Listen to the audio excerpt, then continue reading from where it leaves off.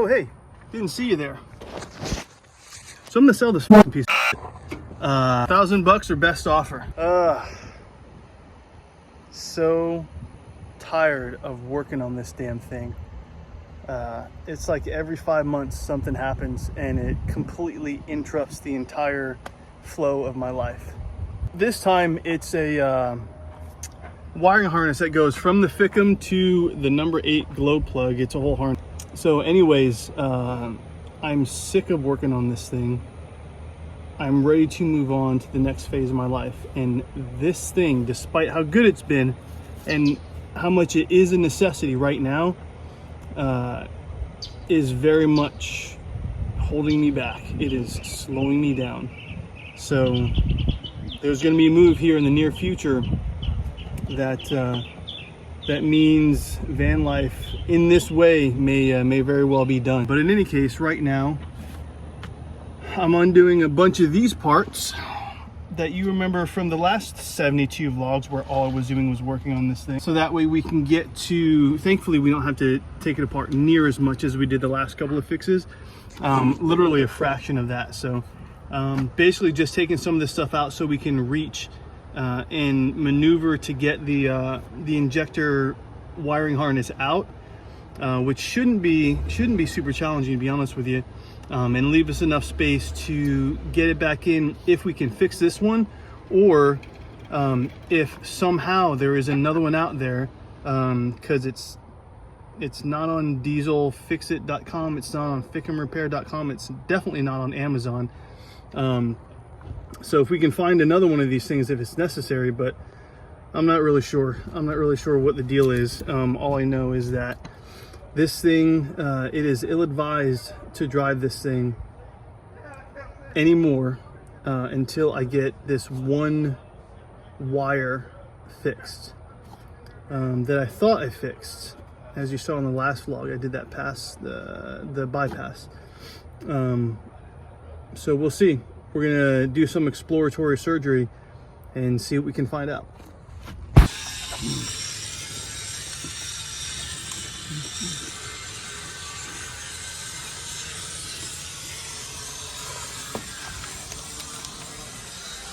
Look at all these extra parts.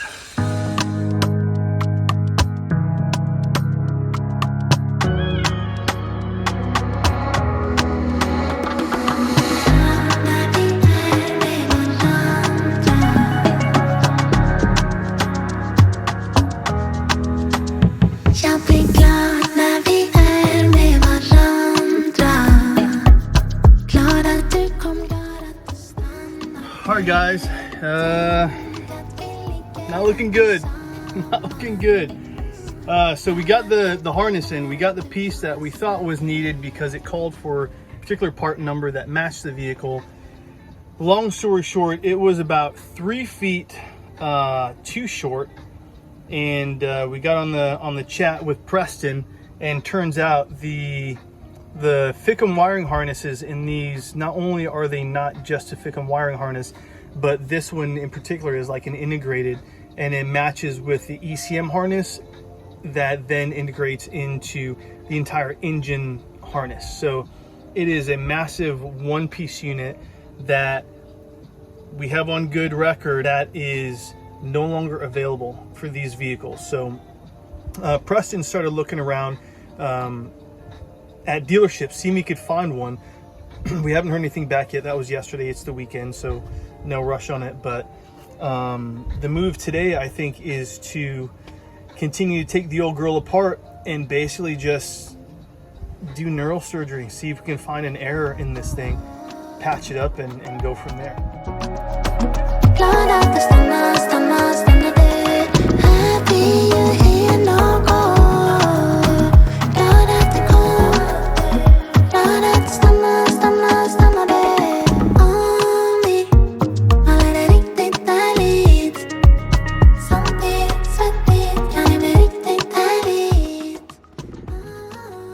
Good morning, fam. Oh boy. All right, well, successful last couple of weeks of work, and it has been very, very busy. feeling good about things, just like in terms of developing everything inside of my business that is much more reliable and robust than the way I've been doing things. Very excited about it. But the van, as you can tell by the date, has taken a significant backseat. So I'm just posted up here sipping morning coffee, trying to decide what I'm gonna do today. I'd planned on getting back into the van after officially just giving up on it, like completely giving up on it. Not for lack of, well, not because I was trying and I couldn't, but for the time being, I have to have a vehicle that is mobile. So this weekend I planned on getting in there and just being okay with taking off part after part after part in order to, in order to sort out this potential wiring issue, and just do it that way. Even if it takes me a long time, like it did last time, I'll get it fixed. But as you can see, well, maybe you can't because the skylight's just dirty. We've been getting some rain on and off, and we're slated to get thunderstorms all weekend. And I don't have covered space to work on the van in. So I'm gonna see if I can hop in and do a little bit of this today. And then this afternoon / evening when the rain hits, I'll just jump right back into working on my business. That's it. I think that's the move.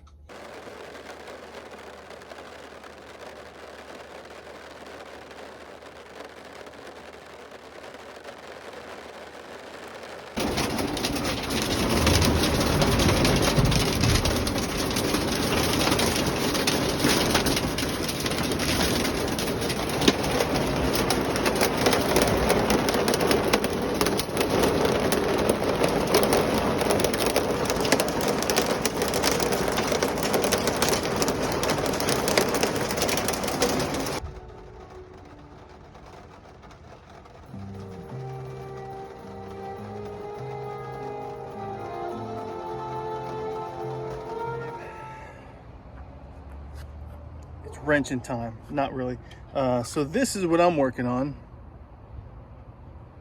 This is the connector that goes all the way back inside there. So far you can't even see it, but these are the 4 wires that I had to bypass. This is the original one I bypassed.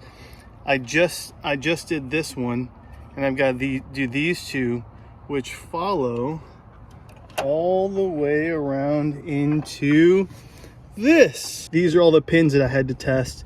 These are the wires that I'm replacing.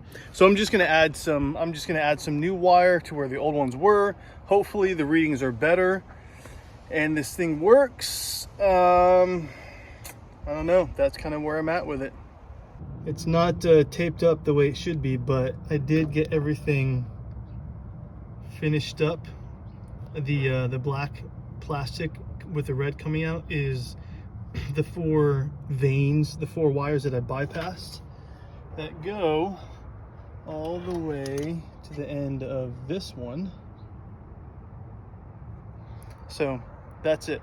I just got to kind of snake this. Really, we have a whole, Jesus, we have a whole, it's a lot of work to get there. What the fuck is this? So this entire thing, this entire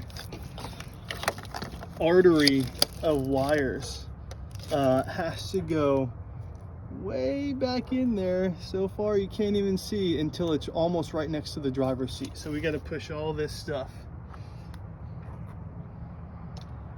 back in there. But got some good feedback from Preston. We are well within the specs for what these wires should read in terms of resistance. So the continuity is good. Process of elimination, we think the connectors are fine. So we're gonna start plugging this thing back up. I don't know if I'm gonna get it done tonight because it is kind of a 2-person job. Maybe not, but I also have a lot of work to do still. So I'm gonna start to put this back together, and then yeah, I think by tomorrow we'll be in a position to fire it up and see if she runs. And if she runs, if this thing runs and stays running, that's the thing. Anthony was just telling me, he's like, man, it's incredible, like all these little finicky problems how incredible these engines are when they don't have issues. But the good news is the bottom end of these engines are incredibly strong. It went down in our backyard. I thought it was gonna be right there. That thing's fucking huge. Makes you wonder It how looked much. like it was this big, and it was gonna land right here, and then it was down on the other side of the house. So which makes me this is probably like this big. Yeah, I can't imagine they're like, There oh, it we'll goes. drop it at the front door. You got it? Look at this, yeah. Amazon drones. This is wild. Makes you wonder what the payload on these things are. I think you can find out.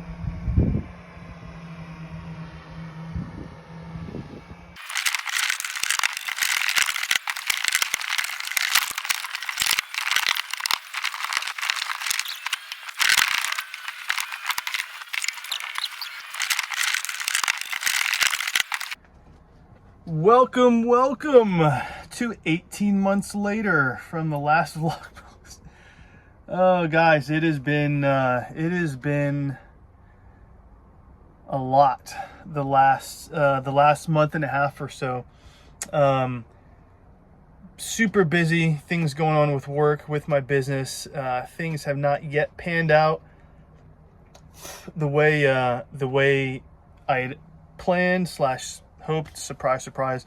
I guess that's just the life of a solopreneur.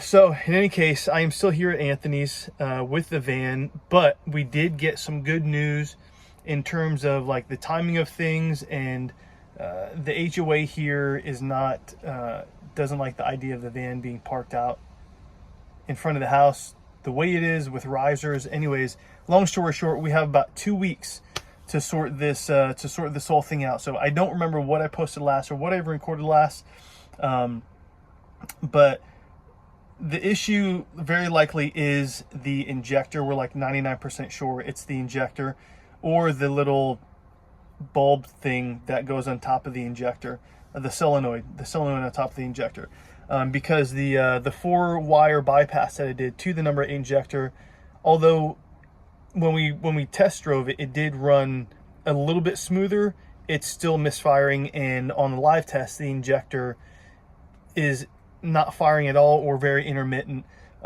So long story short, number 8 injector is going out. I'm about to order a new one and open this thing up, but we are on a time crunch.